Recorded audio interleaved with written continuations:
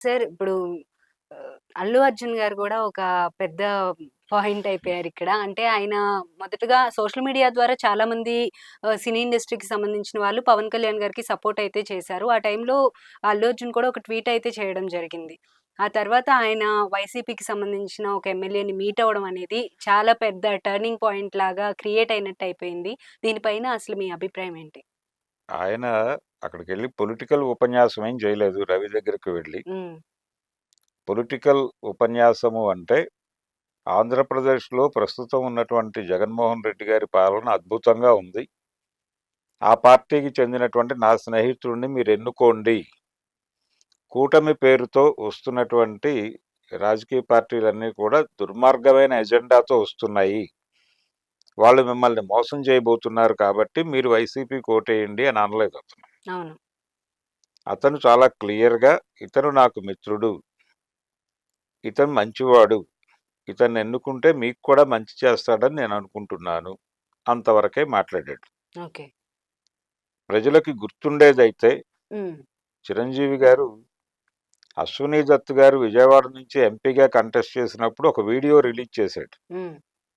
అప్పటికి ఆయన ఏ పార్టీలోనూ లేడు. ప్రజారాజ్యం పార్టీ ఆలోచన కూడా లేదు ఆ రోజు ఆయనకి. ఓకే. చిరంజీవి గారికి. చిరంజీవికి. హ్మ్. అయితే తెలుగుదేశం నుంచి కంటెస్ట్ చేసినటువంటి అశ్విని దత్ అశ్విని గారు. గురించి ఆయన ఒక వీడియో చేస్తూ, హ్మ్. ఇతను మంచి ప్రొడ్యూసరు. ఇతని సినిమాల్లో నేను యాక్ట్ చేశాను. అందరినీ చాలా కన్వీనియంట్‌గా ఉంచుతాడీయన. హ్మ్. కాబట్టి ఇతన్ని ఎన్నుకుంటే మీరు కూడా సేఫ్ హ్యాండ్స్‌లో ఉంటారు. అందుకని ఎన్నుకోండి అని చెప్తున్నాను నేను. అంతవరకే చెప్పాడాయన. హ్మ్. అంతకు మించి అప్పుడున్నటువంటి ప్రభుత్వాన్ని సపోర్ట్ చేస్తూనో, వ్యతిరేకిస్తూనో చంద్రబాబు గారి ప్రభుత్వమే ఉందప్పుడు. హ్మ్. దాన్ని సపోర్ట్ చేస్తూనో, వ్యతిరేకిస్తూనో ఆయన మాట్లాడలేదు. హ్మ్. కాకపోతే ఆ ఎన్నికలో అశ్విని దత్ ఓడిపోయాడు. లగడపాటి రాజగోపాల్ గెలిచాడు. హ్మ్. సో, ఇతను చేసింది కూడా అదే. ఆ రోజున చిరంజీవి ఏం చేశాడో అదే చేశాడు. కాకపోతే ఈయన వీడియో బదులు అక్కడికెళ్ళి మాట్లాడాడు. ఓకే. అయితే అదే రోజున తను పిఠాపురం కూడా వెళ్ళి హ్మ్.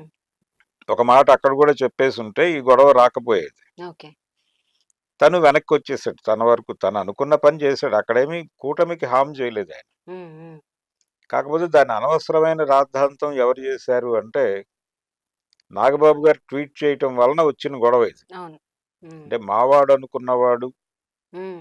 అవతల వాళ్ళకి సపోర్ట్‌గా నిలబడటం అనేది ఇబ్బంది కలిగించింది. హ్మ్. మాకు మద్దతుగా నిలబడే బయటవాడైనా మావాడే అని చెప్పి ట్వీట్ చేశారు. ఆయన ఒక ట్వీట్ హ్మ్. చేశాడు. దాంతో ఒక గందరగోళం మొదలైంది.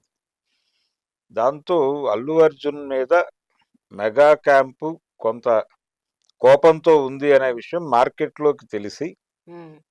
వీళ్ళు ప్రతి వీడియోకి అంటే నాగబాబు గారు మాట్లాడే ప్రతి వీడియో ఆయన ఏ సబ్జెక్ట్ మాట్లాడినా గాని థంబ్‌నెయిల్ హ్మ్. అల్లు అర్జున్‌ని టార్గెట్ చేసిన నాగబాబు ఇలా పెట్టుకుంటూ వెళ్ళారు. హ్మ్. దీంతో ఆయన ట్వీట్ చేసిన దానికంటే కూడా ఈ ప్రచారం తాలూకా గొడవ ఎక్కువైపోయింది. హ్మ్. హ్మ్. ఆ 2 ఫ్యామిలీస్ మధ్య స్ప్లిట్ వచ్చేసింది. ఆయన చిరంజీవి గారు నాగబాబుని కూర్చోబెట్టి తర్వాత ఆయన ట్వీట్ డిలీట్ చేశాడు. హ్మ్. ఈ డిలీట్ చేయడం వెనకాల చిరంజీవి హస్తం ఉంది. ఆయన కూర్చోబెట్టి బ్రెయిన్ వాష్ చేశాడు అనే ప్రచారం కూడా వీళ్ళే చేసేసారు. అవును. ఆయన కొంతసేపు తన అకౌంట్ డీయాక్టివేట్ చేశాడు. అవును. చేసి మళ్ళీ యాక్టివ్ చేసి ఒక ట్వీట్ చేశాడు. హ్మ్. నేను పాత ట్వీట్‌ని డిలీట్ చేశారు. అసలది ప్రస్తావించాల్సిన అవసరమే లేదు. హ్మ్. ఆయన మళ్ళీ దాన్ని టచ్ చేసేసరికి హ్మ్. మళ్ళీ వీళ్ళు యాక్టివ్ అయ్యారు. హ్మ్. యాక్టివ్ అయ్యి అల్లు అర్జున్‌ని టార్గెట్ చేస్తూ అల్లు అరవింద్ గారి దాకా వెళ్లి దాడులు చేయటం అనేది మొదలుపెట్టేశారు. హ్మ్. నిజానికి చిరంజీవి గారు పిఠాపురం వస్తారని కూడా ప్రచారం జరిగింది. ఆయన రాలేదు కదా! అవును. ఆయన జస్ట్ ఒక వీడియో చేశారు. ఆ వీడియోలో కూడా చాలా అంటే పవన్ కళ్యాణ్‌ని సపోర్ట్ చేస్తూ చేసిన వీడియోలో కూడా ఆయన జగన్మోహన్ రెడ్డి ప్రభుత్వాన్ని కామెంట్ చేయలా. హ్మ్. అలాగే కూటమి గొప్పతనాన్ని గురించి కూడా మాట్లాడలేదు. హ్మ్. మా అమ్మగారు చాలా క్యూరియస్‌గా ఉన్నారు పవన్ కళ్యాణ్ గెలుపు గురించి. హ్మ్. కాబట్టి అతను మంచి చేస్తాడు. అతను ఇంట్లో డబ్బులు కూడా తీసుకెళ్ళి జనం కోసం ఖర్చు పెట్టిన మనిషి. అందుకని పవన్ కళ్యాణ్‌కి ఓటేయండి. అంతవరకే చెప్పాడాయన. హ్మ్. సో, ఎవరి పరిధులు వాళ్ళకున్నాయి. ఇంకొక వీడియో చేశాడు చిరంజీవి గారు. హ్మ్. అంటే ఆహ్, బీజేపీ నుంచి పోటీ చేస్తున్నటువంటి ఇద్దరు ఎమ్మెల్యేల గురించి ఆయన మాట్లాడాడు ఉమ్, ఒక వీడియో, ఓకే. సీఎం రమేష్ గురించి. ఉమ్, దాంట్లో కొంచెం చొరవ తీసుకున్నాడు, కొంచెం చొరవ తీసుకుని పాలిటిక్స్ మాట్లాడే ప్రయత్నం చేశాడు. ఓకే. దానికంటే కూడా ఆయన కిషన్ రెడ్డితో కలిసి ఒక ఇంటర్వ్యూ చేశాడు. అవును. ఆ ఇంటర్వ్యూలో ఇంకొంచెం చొరవ చేసి కేంద్రంలో తిరిగి ఎన్డీఏ ప్రభుత్వమే రాబోతోంది అని మాట్లాడాడు. ఉమ్, ఆయన కాంగ్రెస్ పార్టీకి రాజీనామా చేయలే, కాంగ్రెస్ ఉమ్, పార్టీలోనే అవును. ఉన్నాడు. ఉమ్, అధికారికంగా రాజీనామా సమర్పించలేదు, వాళ్ళు బహిష్కరించలేదు ఈయన్ని. అవును. కానీ ఈయన మాత్రం కేంద్రంలో తిరిగి ఎన్డీఏ ప్రభుత్వం వస్తుందని ఒక హింట్ ఇచ్చాడు దానిలో. అంటే మళ్ళీ మీరే గెలుస్తారులేండి, మీరు ఆఫీస్లోనే కూర్చుంటారు, నేను వచ్చి మిమ్మల్ని కలుస్తాను అనేసాడు ఈయన. ఉమ్, క్యాజువల్ టాక్గా అనిపించినప్పటికీ కేంద్రంలో బీజేపీ ప్రభుత్వం మళ్ళీ వస్తోందని ఆయన మాట్లాడినట్టే. అవును. దాని మీద కాంగ్రెస్ పార్టీ రియాక్ట్ కాలేదు. ఉమ్, కానీ ఇక్కడ అల్లు అర్జున్ ఒక సెలబ్రిటీ హోదా ఉంది అతనికి, అతనికి ఒక ఫాలోయింగ్ ఉంది. అలాగే మెగా ఫ్యామిలీకి అల్లు ఫ్యామిలీకి ఏవో డిస్టర్బెన్సెస్ ఉన్నాయని చాలా కాలంగా ఒక వార్త నడుస్తోంది ఉమ్, పబ్లిక్ డొమైన్లో. ఉమ్, అంటే ఆహాలో వాళ్ళు అన్స్టాపబుల్ ప్రోగ్రామ్ పెట్టడం, బాలకృష్ణ గారిని ఉమ్, కూర్చోబెట్టడం దగ్గర నుంచి ఇది మొదలైంది. ఉమ్, దానికంటే ముందు నాగబాబు గారు అసలు బాలకృష్ణ అంటే ఎవరో తెలియదు, ఒక కమెడియన్ ఉండేవాడు పాత రోజుల్లో బాలకృష్ణ అని అతను తెలుసు నాకు. ఉమ్, అంటే అంజిగాడు అనే క్యారెక్టర్ పాతాళ భైరవలో చేసిన ఆర్టిస్ట్ పేరు బాలకృష్ణ. ఓకే. అతను తెలుసు నాకు, ఈ బాలకృష్ణ ఎవరో తెలియదని మాట్లాడాడు ఈయన, ఉమ్, నాగబాబు గారు. అవును. మరి తెలుగుదేశం పార్టీతో పొత్తు పెట్టుకున్న తర్వాత బాలకృష్ణ ఎవరో ఆయనకు అర్థమైందా అనే డౌట్ వస్తుంది. ఉమ్, అందుకని ఆయన అత్యుత్సాహం, ఉమ్, ఆయన అత్యుత్సాహాన్ని వీళ్ళు సోషల్ మీడియా ప్లాట్ఫామ్స్ వాళ్ళు వాడుకుని ఉమ్, ఈ ఆహా ప్లాట్ఫాము అలాగే ఇతరత్ర వాళ్ళు అంటే అల్లు బ్రాండ్ని ఎస్టాబ్లిష్ చేసే ప్రయత్నం వాళ్ళు చేశారు బలంగానే. ఓకే.